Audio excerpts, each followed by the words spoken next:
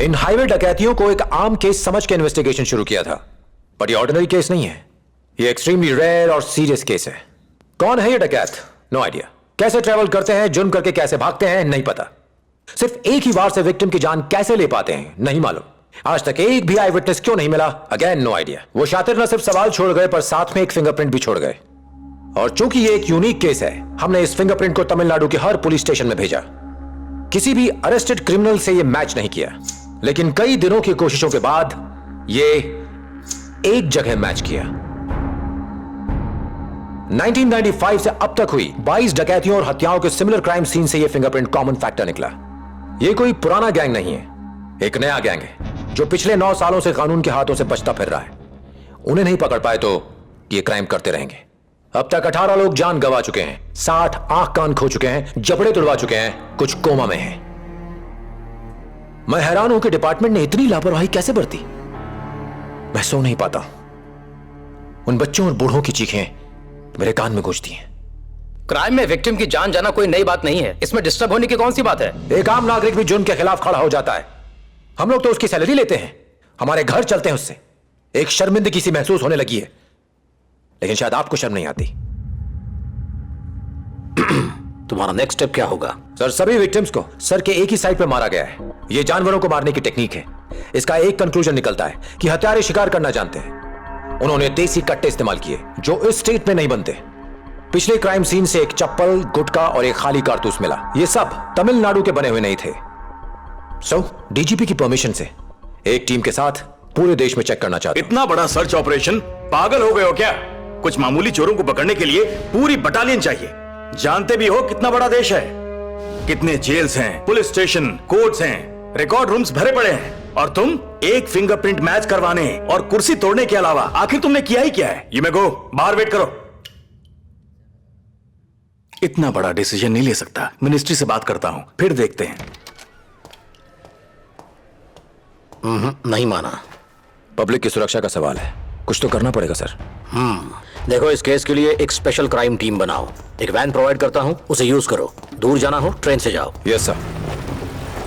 प्रिया के पास एक lady constable छोड़ के मैं निकल पड़ा। एक चप्पल, खाली कारतूस और एक फिंगरप्रिंट इस देश के एक एक क्रिमिनल से वेरीफाई करना था। देखिए, आंध्रा में ज्यादातर ड्राइवर्स ऐसे ही चप्पल पहनते हैं। इस चप्पल से पता लगाना बहुत मुश्किल है। ठीक इसी तरह के 3 केसेस यहां भी रजिस्टर हो चुके हैं। 10 साल हो गए, अब तक कोई सुराग हाथ नहीं लगा। सर, अरे भैया, कौन थी? एसपी। सर, एसपी की कोई रिस्पेक्ट ही नहीं है। लगता है यहाँ पुलिस वालों की भी यूनियन है, इन्हें किसी की परवाह नहीं है। पूछो, अंदर जा सकते हैं क्या? भैया अंदर जाएं? ऐसे देसी कट्टे यहाँ इजीली अवेलेबल हैं। इससे प्राइम एविडेंस नहीं मान सकते। यहाँ सेम मोडस ऑपरेंडी के 4 केसेस पेंडिंग हैं। जाके चंद्रपुर डिस्ट्रिक्ट में चेक करो। नो, वो हमेशा बैकडोर से एंटर करते हैं, पर आपके केस में सामने दरवाजे से आए। शादी को 2 साल हो चुके थे। प्रिया से इतने दिनों तक दूर नहीं रहा।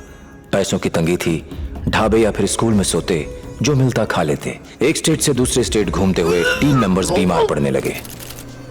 बहुत खतरनाक गैंग है, उन्हें पकड़ना बहुत मुश्किल है। क्राइम उनके डीएनए में बसा हुआ है। देखिए, क्रिमिनल ट्राइब्स जो शब्द है वो फॉरेनर्स ने इजाद की है। वो हमें गुलाम बनाकर हमसे हल चलवाते थे।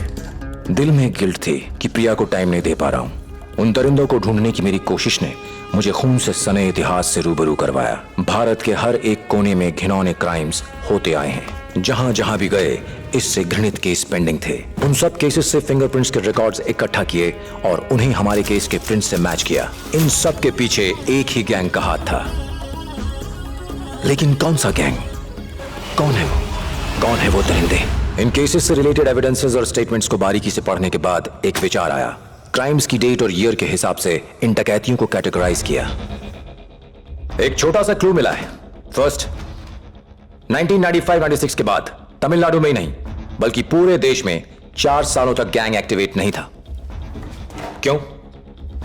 शायद सब उस वक्त जेल में होंगे, पर कौन सी जेल? सेकंड, 10 साल पहले तिरुपति में अरेस्ट हुए एक एक्यूज ने स्टेटमेंट दिया कि मैं छोटे गैंग की छोटी मछली हूं। ट्रक गैंग हफ्ते में 4 बार स्ट्राइक करता है, मुझे जाने दो, बड़ी मछली पकड़वा सकता हूं। क्राइम सीन के ऑब्जर्वेशन से गैंग का अंदाजा लग जाता है। थर्ड, एक डाउट है कि यह ट्रक गैंग है 14 फरवरी 2000 को गुमिडी पुंडी में वारदात हुई, फिर 16 को आर्थर में, अगली वारदात 18 को कारीमंगलम धर्मपुरी में और 29 को बैंगलोर के बाहरी एरिया में वारदात हुई। गुड्स की डिलीवरी करते समय ये सारे क्राइम्स हुए होंगे। सत्या सर। वो एक्यूज्ड अभी तक तिरुपति जेल में है, बेल करवाओ और उसे क्राइम सीन पर लेकर आओ। Okay sir. पता करो कि क्या ये ट्रक गैंग का काम है। ये पक्का ट्रक गैंग का ही काम है सर, लेकिन तुम इतने श्योर कैसे हो सकते हो? विक्टिम्स के पोस्टमार्टम और फोरेंसिक रिपोर्ट्स के मुताबिक इस अननोन वेपन से उन पर वार किया गया। ये ट्रक में लगने वाला फ्लैग रॉड है। वो लोगों को मार के इसे फिर से अपने ट्रक में लगा देते हैं। पुलिस के हाथ लगने का सवाल ही नहीं उठता। सभी ट्रक्स को सीज करके रॉड का फिंगरप्रिंट लेते हैं। नहीं सर, बात मीडिया में फैल जाएगी, गैंग सतर्क हो जाएगा। एक स्पेशल टीम फॉर्म करके उन्हें उन्हीं की जगह अरेस्ट करेंगे। उनका एकमात्र एविडेंस है उनके फिंगरप्रिंट्स। नॉर्थ इंडिया में फिंगरप्रिंट्स गिल्ट प्रूव होने के बाद लिए जाते हैं, एंड दैट्स अ प्रॉब्लम। सरकारी खर्चे पे पूरे इंडिया का फ्री टूर किया और अब यहाँ अपनी कहानियां सुनाकर हमारा टाइम वेस्ट कर रहे हो। मान क्यों नहीं लेते कि नहीं पकड़ सकते? नहीं सर, जरूर पकड़ सकते हैं।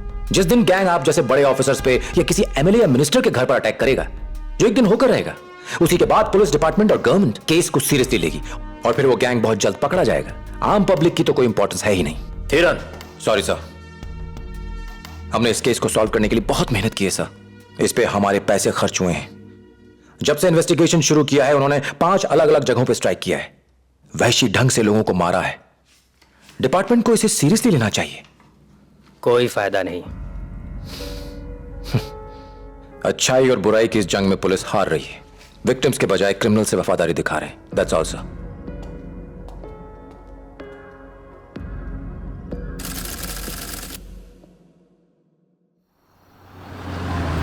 स्पेशल टीम की रिक्वेस्ट खारिज कर दी है सत्या। देखते हैं क्या होता है। ओके। मेरी बिल्ली, कोई फायदा नहीं है, उठ जा। मैंने तुम्हें इतने फोन किए, तुमने एक भी नहीं उठाया। सर तो बिजी है मीटिंग में। पर ये बेस्ट ऑफर में लाया हूं, अब बिना डिस्टर्बेंस के डायरेक्टली बात कर सकती हूँ। इस ग्रीन बटन को दबाना पता है, देख चुकी हूँ। प्रिया, बहुत इंपॉर्टेंट केस है, पब्लिक परेशान है। और मैं? मेरा रसगुल्ला। बातें मत बनाओ। क्यों? I am serious. Okay, serious, बोल डाल।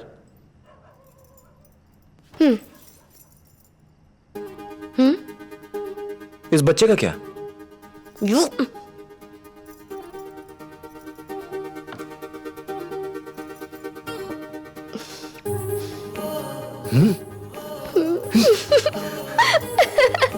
सच में? शैतान। तुम्हारी फ्रेंड की शादी में क्या गिफ्ट ले जाएंगे? तुम डिसाइड करो, जैसा चाहो, जो तुम्हारी इच्छा। सब मेरी इच्छा है तो तुम्हारा होने का क्या फायदा? तुम्हारी हर इच्छा पूरी करना।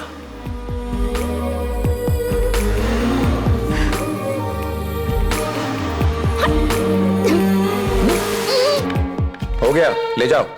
डार्लिंग, टमाटर भी काट दो ना। एक बात कहूं, घर के काम में मैं तुमसे ज्यादा। एक बात कहूं, मैं तुम्हें काफी ट्रेनिंग दे सकती हूँ। बचाओ आशीर्वाद। ठहर तो।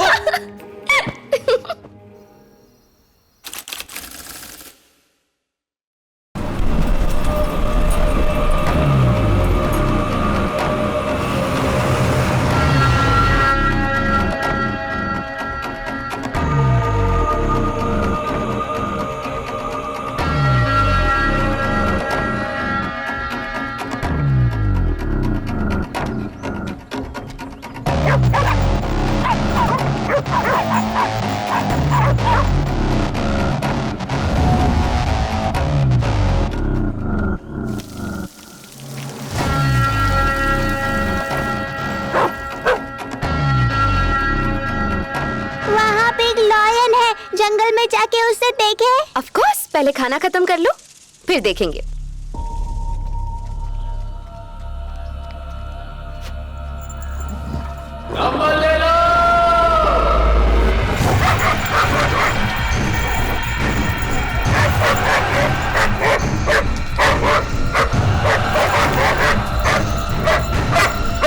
Ruby shut up! Ruby shut up! चुप हो जाओ। ये आखिर इतना क्यों भौंक रहा है?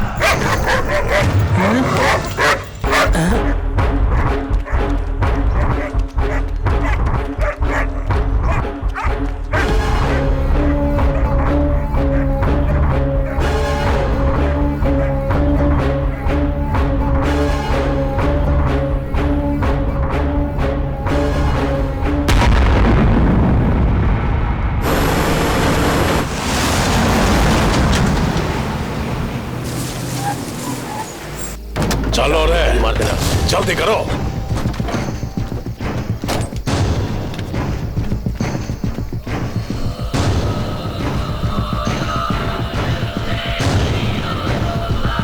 चलो।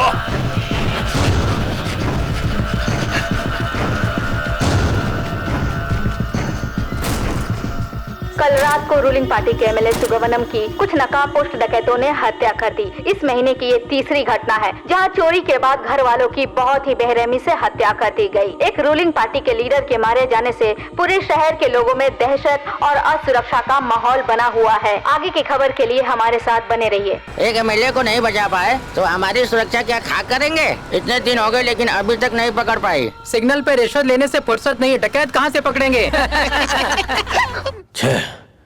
किस्मत ही साथ नहीं दे रही है।